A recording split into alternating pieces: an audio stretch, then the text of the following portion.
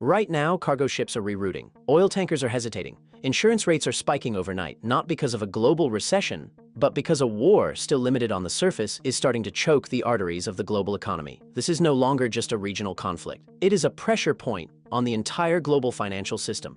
And if it escalates just one step further, it doesn't stay contained. It spreads. The world economy runs on movement. Energy flows. Goods move. Capital circulates. Now all three are under threat. A single flashpoint, whether in Eastern Europe, the Middle East, or a key maritime zone, is triggering global supply chain disruption. Key shipping lanes are becoming risk zones. Critical maritime choke points, like narrow straits and canals, are under surveillance, or worse, under threat of closure. This isn't hypothetical. We're already seeing early signals: rising commodity prices, increasing currency volatility, sudden spikes in oil price shocks scenarios. Markets are reacting before the worst even happens, because they understand something most people don't. Modern economies are fragile, not weak, but deeply interconnected. That economic interdependence is now a liability. Here's the chain reaction already forming.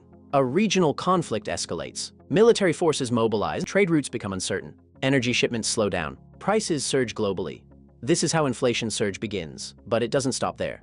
Governments respond with economic sanctions. Opponents retaliate through sanctions evasion, black markets, or alternative trade corridors. The result? A fragmented global economy. Instead of one system, multiple competing blocks emerge. This is economic warfare, and it's already underway. What looks like chaos is actually calculated. Behind every move is foreign policy strategy. Major powers are not just fighting on the battlefield. They are fighting for control of energy corridors, trade dominance, strategic geography. This is geostrategic positioning, and it's why conflicts cluster around the same regions, places that control strategic waterways or act as gateways for global trade. Because whoever controls these routes controls the flow of the global economy. The world didn't become fragile overnight. Decades of globalization created a system optimized for efficiency, not resilience. Production concentrated in specific regions. Energy dependency deepened. Supply chains stretched across continents. This worked until it didn't. Now a single disruption can ripple across industries. A blocked route, delays in shipping, factory shutdowns, job losses, declining GDP. This is how international trade collapse begins. Not instantly, but progressively. Every major conflict follows a pattern, what analysts call the crisis escalation ladder. Step 1, localize conflict. Step 2, proxy warfare expands influence. Step 3, cyber attacks target infrastructure. Step 4, naval blockade or shipping interference. Step 5, full economic confrontation. We are no longer at step 1. In multiple regions, we're already seeing covert intelligence operations, increased arms buildup, rising defense alliances activity.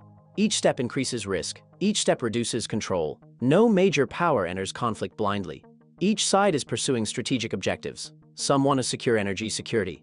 Others aim to weaken rivals through export restrictions or financial isolation. Some are testing strategic deterrence, pushing limits without triggering full war. And then there's alliance politics. Groups like NATO response frameworks aren't just defensive. They reshape the balance of power. This turns regional conflicts into regional power struggles with global consequences. If escalation continues, the consequences compound rapidly. Oil supply crisis. Energy prices surge globally.